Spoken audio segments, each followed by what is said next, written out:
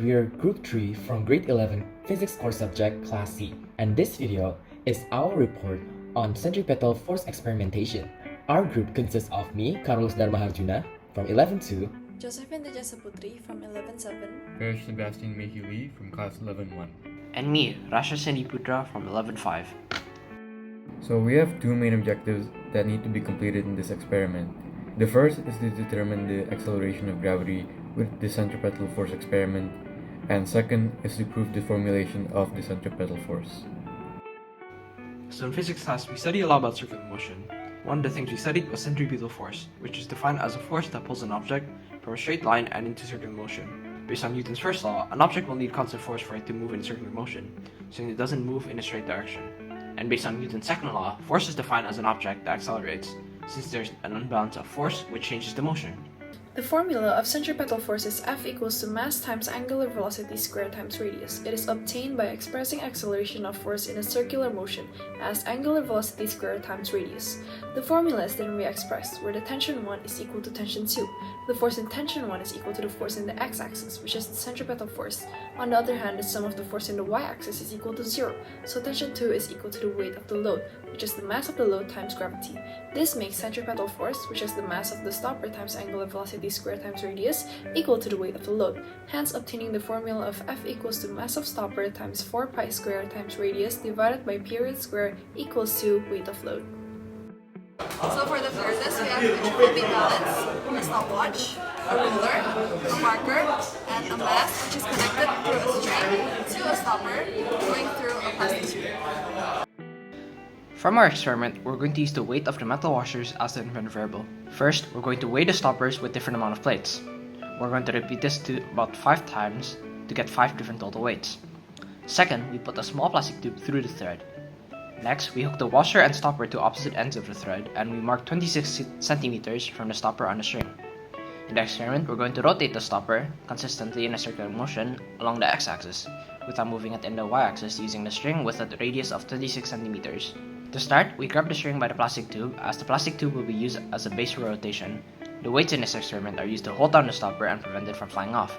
We could have held the string, but to do so, we aren't measuring the force on the stopper properly. Now move the rotational object with a consistent balancing motion, while keeping the stopper moving in a fairly horizontal circle, maintaining a radius of 26 centimeters. Here we can see that as we continuously spin the stopper, we measure the centripetal force to maintain this motion. We can also determine the weight's influence on the centripetal force. Once the stopper is spinning in a consistent motion, a stopwatch is used to measure the time it takes to complete 30 rotations. So now I'm going to explain the data taken from the measurement. So the independent variable of our experiment is the weight of the adjustable metal washers. Meanwhile, the dependent variable of our experiment is the period. Our group decided to use the washer that weigh 302.4 grams, 252.1 grams, 201.9 grams, 151.3 grams, and 101.2 grams.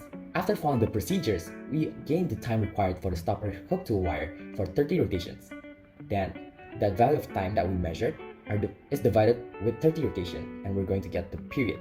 Based on the experiment, the less the mass of the metal washers equal the longer it takes for the stopper to reach 30 rotations, which means that the period that is required increases when the metal washer decreases. So now, after we get the dependent variable and also the independent variable, we're now ready to make a graph. By using the graph, we're able to calculate the gradient.